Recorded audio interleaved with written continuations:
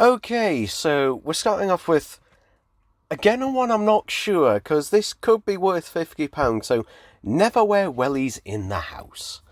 Poem by Tom Baker, and yeah, apparently number 74 out of 100, and if we take a look on here, we can see this was published in June 2012, and I took these screenshots back the 9th of September, it was, 9th of September 2023. I mean, it's a very Tom Baker poem like that. I wonder if you can find this digitally anywhere. Possibly, I don't know. It almost has that sort of Misker book type style to it, although, by the looks of it, I mean, I don't know. I was about to say, by the looks of it, it almost looked like it could have come out of an inkjet printer, possibly, or, well, not a laser printer, let's be fair, a laser printer. But, yeah, it could be worth that much, to be honest, but it's something I'll never get.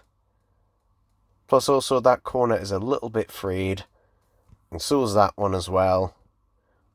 But hey, it was 50 quid or best offer, plus £2.60 postage. And I hope to have if someone did buy that, I hope it was packaged well. Moving on. Up to classic diamond sticker logo, brand new. Yeah, now, I actually have a couple of these. I have the, early to mid 1980s late Baker / Davison neon logo, and I also have the TV movie logo, which is also pretty much the same as John Pertwee's and that as well. Which, the only reason I have them on my door, actually. I have them stuck, one on each side of my bedroom door. And I remember Forbidden Planet had these on sale at one point. I think they were, I don't know, they were like 10p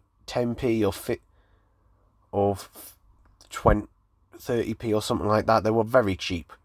I think the maximum was possibly something like that, but yeah, they were extremely cheap. These were on sale, basically. But yeah, £10 or best offer, plus 95p postage for a vinyl sticker. Let me just reiterate, for a vinyl sticker, the problem with this is that also, if you did actually want to use it as a vinyl sticker, almost certainly the adhesive and that has probably, if it hasn't totally dried up, has started drying up by this point, since it's at least a decade. Let's see, would it be a decade old? Yeah, it'd be just about a decade old, and that at that point. So yeah, if you did want to, you could print out your own, or have your own vinyl sticker made of this logo, and it would be cheaper than £10. In fact, you could have several made up. So yeah, I mean, the only thing, that could possibly make it invaluable was that it's got the 50 years TARDIS logo there. And that's about it. But all that is it's a sticker. It's roughly, I don't know, an inch and a half in diameter, if I remember rightly. I don't know, I'm just looking at it, the one on my door. And yeah, it's probably about an inch and a half, and that without measuring it. So yeah, it's not like it's a massive thing. Oh yeah, this I just threw in here because, ho ho ho, isn't it lovely to look back? So this was back in September again, 2023. Honestly, which image looks better? Well, Ian Levine, to be fair, yours looks shitter in this regard. I have, basically, this is just an AI filter and that put over the top, as we now know. And at the time of recording this, Ian Levine has released episode 1 of The Massacre, which initially he was basically trying to claim it as, an animation reconstruction. Now, he's completely flip-flopped and saying, oh no, it's an AI telesnap reconstruction. Which it is. It looks absolutely terrible. But at least that's what it actually is. It's not claiming to be animation or AI animation anymore. Which looked terrible to begin with. I'm honestly not sure which one looks worse. I don't know. In terms of the Ian Levine animations. But, at least, with Underwater Menace, that is animation. I mean, I don't think it's good, but it is. But, yeah, regardless, it's just funny to look back on this. But, Ian Levine is always a source of entertainment. In some shape or form. Right. Yeah, this is an interesting, bizarre custom. So, what they've done here is, this is a 9th Doctor figure, where they've repainted the legs, and also the jumper blue. And then what they've done is, they've put the 10th Doctor's coat, arms, and head. In fact, the head looks like it's not sitting on there quite right. And then they've used a bit of milliput, presumably, to sculpt in the tie and collar, which actually, that looks pretty decent, actually. The question is, why would you do this? Why would you make it look worse? I honestly, the thing is, as a custom figure, it's not bad. It is not bad. The question is, why would you do it? And they have also repainted the jacket. The jacket is from one of the ones that doesn't have the overcoat because it's made of a softer PVC. But it's just one of those customs, regardless on why would you get, for custom figures, 20 quid, alright, but it's of a custom figure that I don't know why you would do it. It's like, it's like an Alduar decision. It's a thing where you just kind of look at it and you just can't figure out why. What made you come to this decision to do this?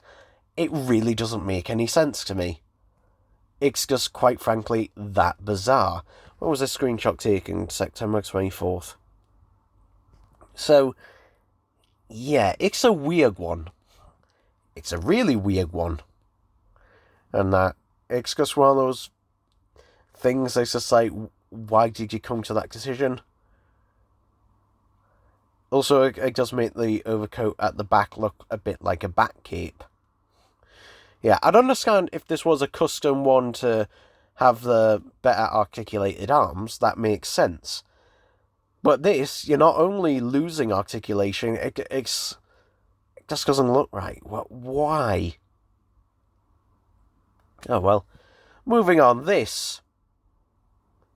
I know the person who bought this. My friend Reese bought this. Yeah. And this is a bizarre item. I believe it originated in Australia, actually, I believe. But yeah, it's a Dalek that there's not a ton of information about.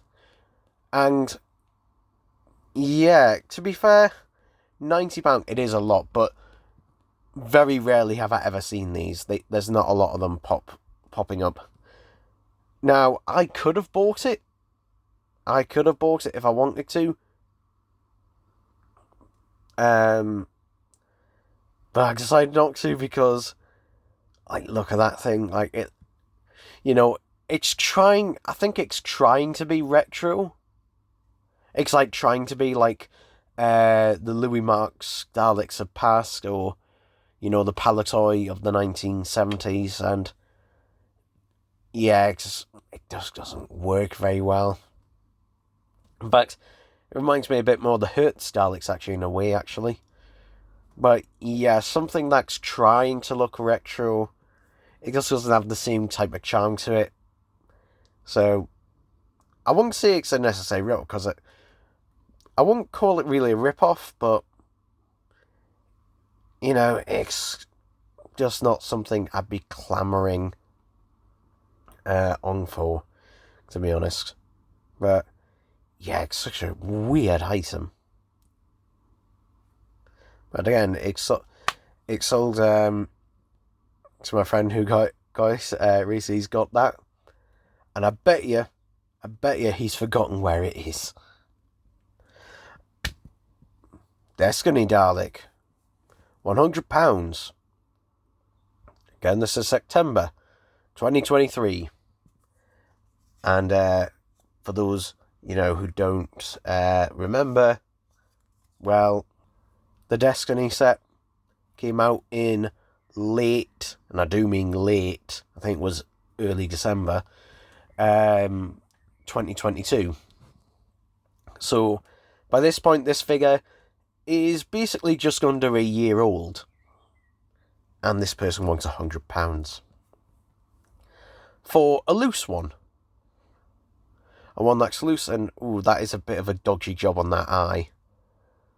So, yeah. It is best offer. Plus postage as well. Like, honestly, you could find sealed brand new ones for about £50 at this time. Or less. Particularly less. I think out of the two, the Genesis one was definitely the more popular out of the two. So, yeah. Even now, I'd be able to find them cheaper. So, yeah, it's just bizarre. But, don't worry.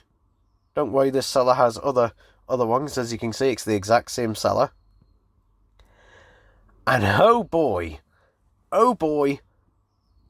just hindsight and everything because of what's happened recently. But again, this screenshot is from September 24th of last year. But, yeah.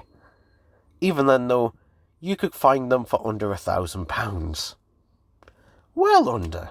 Plus, also, you could find ones that are probably better condition. You can see there's a scratch going down there on the mid-shoulder section.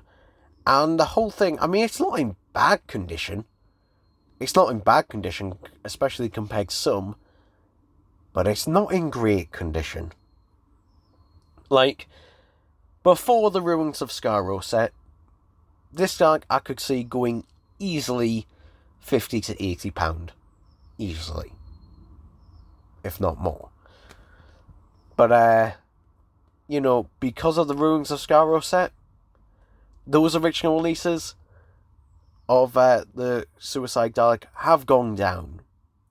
Not huge amounts, because again, they are still different from each other, but still, they have come down.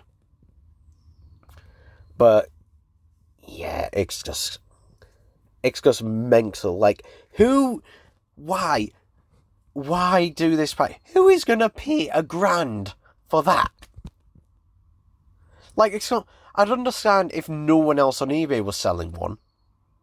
Because then you could just sit and play the waiting game.